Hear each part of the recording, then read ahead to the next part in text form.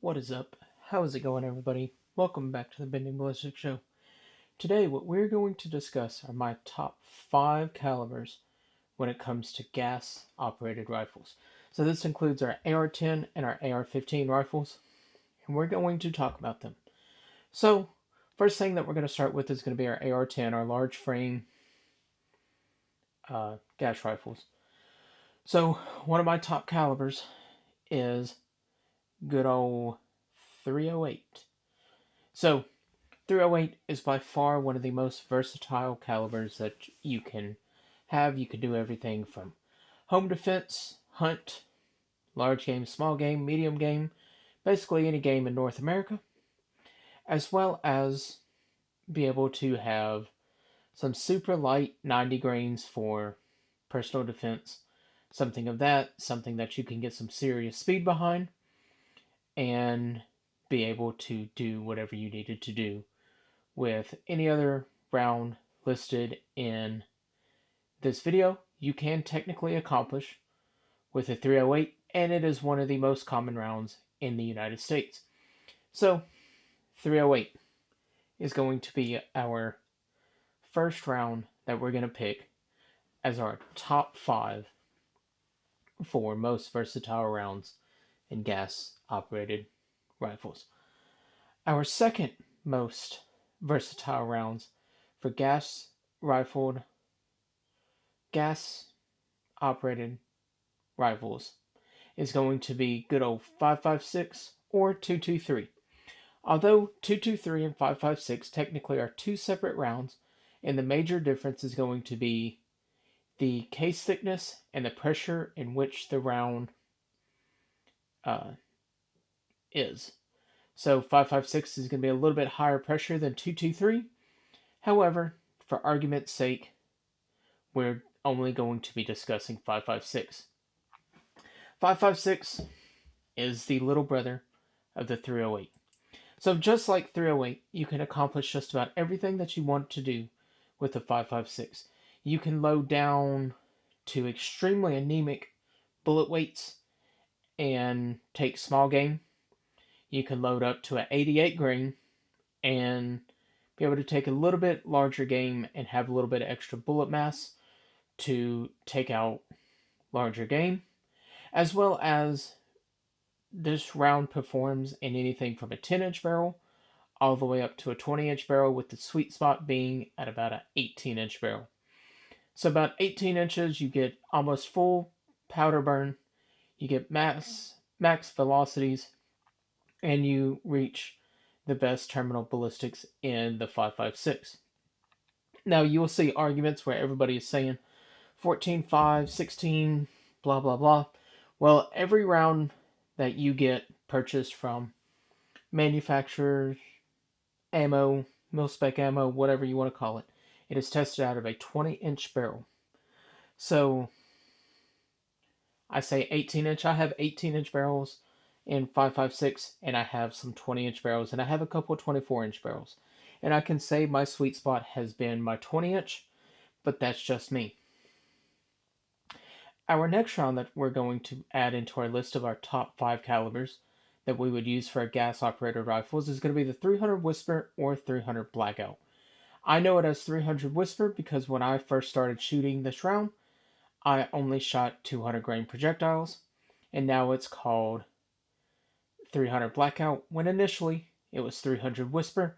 Now 300 Whisper is a completely separate round. It is no longer what we refer to now as 300 Blackout.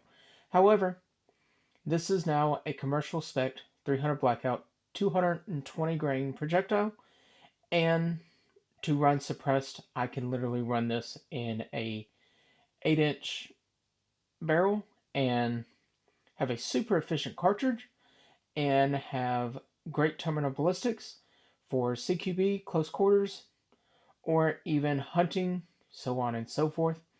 Anything within 100 yards and in, 300 Blackout will take just about anything out in the animal specs of North America. So, for a hunting caliber, it is going to be great. However, one downside with 300 Blackout It is not as versatile as 5.56 and 308, in my opinion. And ammo availability between 5.56 and 308 put it a leg above 300 Blackout or 300 Whisper, depending on what you know. However, there's a couple caveats to that. I load with a CFE pistol, and CFE pistol I'm able to load with 300 Blackout. So that does play into a positive for 300 Blackout, especially with 9mm. And we're not even getting into pistol caliber carbines right now. This is strictly rifle caliber carbines that we're going to discuss. However, with all of this, with 308 and 5.56, I can literally use one powder and accomplish the same thing with one powder for 2 rifle rounds. Going into the next one is going to be one of my favorite calibers that I run. I run multiple different gas rifles in the 6.5 Grendel. 6.5 Grendel by far is one of the most underrated, overperforming rounds that I use in all of my gas rifles. 6.5 Grendel carries out terminal velocities of what 308 does out of a AR15 package, so a lighter gun with the same types of terminal velocities up to 400 yards. Anywhere past that, 308 starts to excel. However, if you are doing any type of hunting or self-defense type scenario, you're not going to be making shots at over 100 yards. In the ethical standpoint of my area in which I hunt or reside in Kentucky, most shots that hunters make in the southeast region is about 100 to maybe 200 yards, dependent on where you are located. But much like 5.56 and 308, 6.5 Grendel gets a leg up over 300 Blackout / 300 Whisper due to I can use the same powder for all 3 of these and be able to produce loads for 3 separate calibers with one powder, whereas I'm still kind of restricted with 300 Blackout here on a pistol powder versus being able to use a rifle powder for 3 rounds versus 1. Now, this is where I differ in my top 5s. So I feel like everywhere in a top 5, you need to have some type of large bore rifle. Whether it be, like me, 458 SOCOM, hands down my favorite large bore caliber there is. This is packing a 300 grain projectile, and it is very capable of reaching distances of 5 to 700 yards with very minimal effort. Now, with it being a 300 grain projectile, there's a lot of subsonic rounds for this, and the supersonic rounds are not going very fast. However, it is a great round. But much like the 300 Blackout, where it suffers is with the powder components in which you are going to need to load the 458 SOCOM. 458 SOCOM technically is a pistol powder that you load it with, and it is a kind of mid to slower burning powder, pushing this projectile, and I run it out of a 16-inch rifle, and it performs, and it's taken everything that I've wanted to take, from hogs to deer to coyotes, varmints, anything in between. 458 SOCOM is there. However, it is the bottom of the list because the restrictions of it. If we're talking strictly from a prepping standpoint, we're going to get rid of 6.5 Grendel, and we're going to put it way off over here to its side. And the only 2 calibers that I'm going to want are going to be 5.56 and 308. 300 Blackout can go away. 458 SOCOM can go away. And my 6.5 Grendel can go away. Sorry, I am looking at the screen while I'm recording this, and so it is right in front of my face, and I accidentally moved the Grendel over here versus leaving it leaving the 5.56. Sorry, I moved the 5.56 over here instead of leaving it over here, thinking that the 5.56 was the Grendel by accident. But I do have one honorary mention to mention with all this.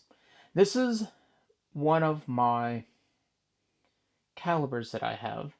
This is 224 Valkyrie. I honestly think this is the most hated cartridge in North America, minus 6.8 Western. And for all you guys that are 6.8 Western guys, I'm sorry. I don't mean to jab, but 224 Valkyrie is all hype and no reward for a lot of people. However, I have been able to create a load specifically tailored to one of my rifles in 224 Valkyrie, and it performs phenomenal.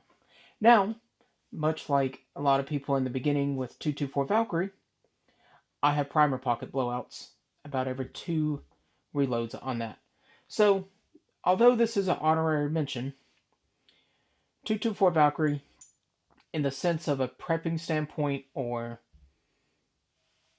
what I'm going to take if just pandemonium breaks out, 224 Valkyrie and 6.5 Grendel go off over here to the side.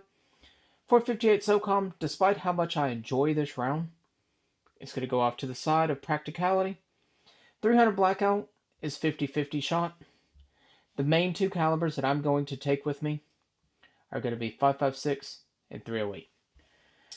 Those are going to be the 2 calibers that I'm going to do whatever I need to do. And if I could only have 2 calibers, these would be the 2 calibers I would have. But let's hear from you. I want to know what your opinions are. Do you think my top 5 list is skewed? Do you agree? Do you disagree? What calibers do you think I should have picked? I know I'll probably get a lot of comments for 7.62 by 39. I'm not an AK guy, and so I don't own 7.62 by 39. I own American rifle cartridges, and I shoot American rifles.